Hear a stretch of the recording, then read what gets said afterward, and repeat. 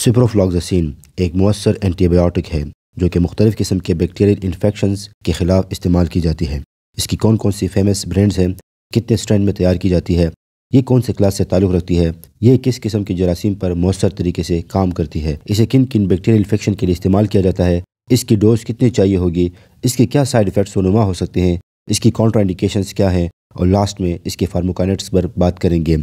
صحیح طرح سمجھنے کے لیے پوری ویڈیو دیکھنے کا اہتمام کیا کریں، اور اگر آپ نئے ہیں تو چینل کو سبسکرائب کیجئے تاکہ آپ کو آئندہ بھی ہماری ویڈیوز ملتی رہیں اور اس کا سرچ کرنا آپ کے لیے آسان ہو۔ سپروفلاکزسین کا تعلق فلوروکوینولون کلاس سے ہے۔ اس کے مشہور برانڈز میں سپروکسن، مرسپ، سپرو، نوویڈیٹ، سپسٹا، سائروسن، سپلوکس اور سفران شامل ہیں۔ اس کے علاوہ آپ کے آس پاس ٹیریٹری میں یہ مختلف نام اور برانڈ سے اویلیبل ہو سکتا ہے۔ سپروفلاکزسین کو ٹیبلٹ فارم میں، آئی وی کے لیے انفیوژن فارم میں، آئی ڈراپس، ایئر ڈراپس اور بچوں کے لیے سسپینشن فارم میں تیار کیا جاتا ہے۔ ٹیبلٹ فارم میں یہ 250 ملی گرام، 500 ملی گرام اور 750 ملی گرام کے اسٹرینتھ میں تیار کی جاتی ہیں۔ انجیکٹیبل کے طور پر انفیوژن فارم میں یہ 2 ملی گرام پر ایم ایل کے حساب سے یعنی 200 ملی گرام پر 100 ایم ایل میں تیار کی جاتی ہیں، جبکہ بچوں کے لیے 250 ملی گرام پر 5 ایم ایل کے حساب سے سسپینشن فارم میں تیار کی جاتی ہیں۔ سپروفلاکزسین کس قسم کے جراثیم کے خلاف مؤثر ہے؟ یہ خاص کر گرام نیگیٹو بیکٹیریا کے خلاف اچھا کام کرتی ہے، جس میں ایکولائی، کلیبسیلا نیومونائی، سوڈوموناس ایریجینوسا، ہیموفیلس انفلوئنزائی، موراکزیرا کیٹرالز اور نیزیریا جیسے بیکٹیریا شامل ہیں، اور بنسبت اور فلوروکینولونز کے یہ کچھ گرام پازیٹیو بیکٹیریا کے خلاف بھی اچھا کام کرتا ہے، جیسے کہ اسٹیفائلوکوکس کے خلاف۔ یہ کس طرح کام کرتا ہے، یعنی اس کا میکینزم آف ایکشن کیسا ہے؟ فلوروکینولونز تمام تر ٹاپو آئزومریز انہیبیٹرز ہوتے ہیں۔ سپروفلاکزسین کا طریقہ واردات کچھ یوں ہے کہ یہ اس ننھی سی مخلوق لیکن انفیکشن کاز کرنے والی بیکٹیریل سیل کے وجود میں داخل ہو کر ٹاپو آئزومریز نامی انزائم کو اپنا کام کر دینے سے روک دیتی ہے، یعنی اٹ انہیبٹس دا ٹاپو آئزومریز انزائم، جس سے بیکٹیریا کے اندر ڈی این اے کی پیداوار رک جاتی ہے اور یوں بیکٹیریا کے لیے سروائیو کرنا مشکل ہو جاتا ہے، اس کی سیل ڈویژن رک جاتی ہے اور اس طرح بیکٹیریا اپنی جان سے ہاتھ دھو بیٹھتا ہے۔ In simple words, ciprofloxacin kills the bacteria. What are the uses of ciprofloxacin? اس کی طبی استعمالات کیا کیا ہیں؟ سپروفلاکزسین ریسپیریٹری ٹریک کے انفیکشن میں استعمال ہوتا ہے، جیسے سانس کی نالی کا انفیکشن جسے برونکائٹس کہا جاتا ہے۔ اس کے علاوہ اس کو نمونیا میں بھی استعمال کیا جاتا ہے۔ سپروفلاکزسین کو اپر ریسپیریٹری انفیکشن اور لوور ریسپیریٹری انفیکشن میں استعمال کیا جاتا ہے، لیکن یہ فرسٹ لائن تھیراپی میں استعمال نہیں ہوتا، اس کے بجائے پھر لیووفلاکزسین کو زیادہ استعمال کیا جاتا ہے۔ لیکن سپروفلاکزسین کی جو ڈوز ہے ان انڈیکیشنز میں وہ 500 ملی گرام 7 سے 14 دن تک کے لیے ہے۔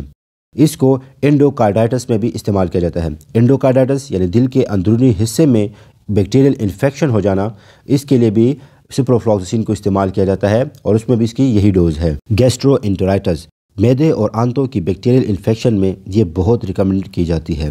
زیادہ تر پیٹ کے انفیکشنز جیسے کہ ڈائسنٹری، ڈرائیا وغیرہ کے لیے اس کو میٹرونیڈازول کے ساتھ ملا کر دی جاتی ہے۔ Infectious diseases society of America کی ریکمنڈیشنز کے مطابق سپروفلاکزسین کو میٹرونیڈازول کے ساتھ ملا کر یعنی کمبینیشن میں انٹرا ایبڈومینل انفیکشنز میں فرسٹ لائن تھیراپی کے طور پر استعمال کی جاتی ہے اور اس کے بہت ہی اچھے ایفیکٹس دیکھنے میں آتے ہیں۔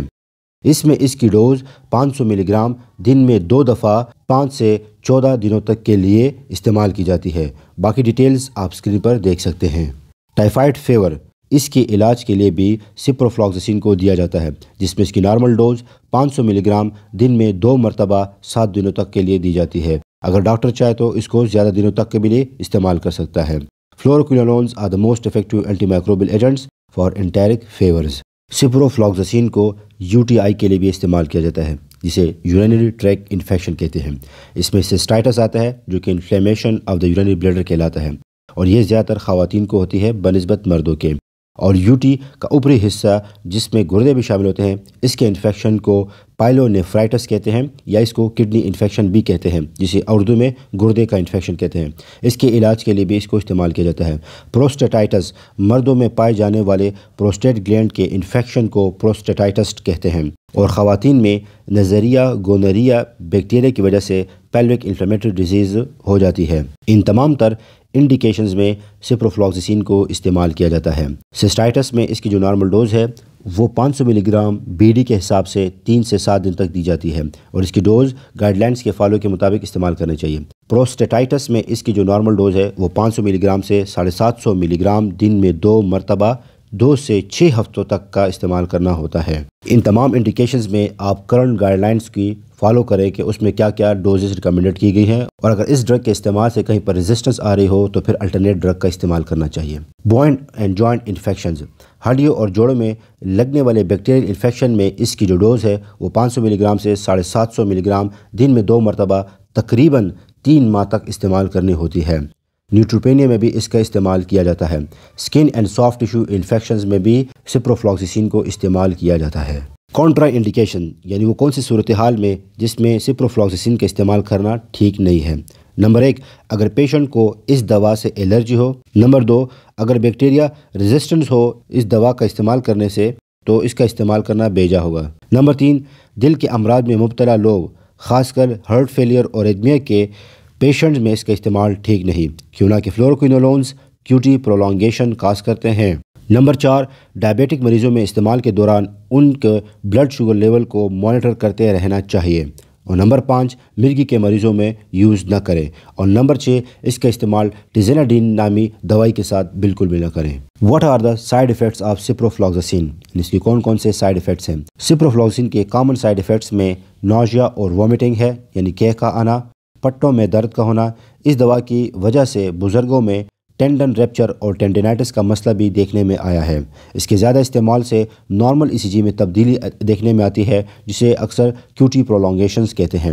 2013 میں FDA نے وارننگ دی ہے کہ اس کا استعمال مرگی کے مریضوں کے لیے ٹھیک نہیں ہے۔ اس کے علاوہ سر کا چکرانا، نیند کا نہ آنا اور سر درد جیسے سائیڈ افیکٹس دیکھنے میں آتے ہیں۔ سپروفلوکسیسین کو پریگننٹ اور لیکٹیٹنگ مدرز یعنی حاملہ خواتین اور دودھ پلاتی خواتین میں اس کا استعمال کرنا ٹھیک نہیں ہے، کیونکہ یہ ڈرگ کیٹیگری C میں آتی ہے۔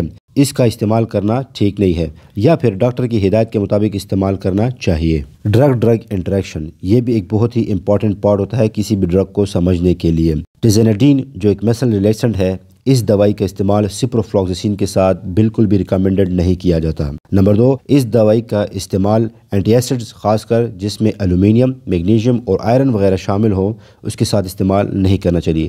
ایلومینیم اور میگنیشیم سپروفلوکسیسین کو انسالوبل سالٹ میں بدل دیتے ہیں۔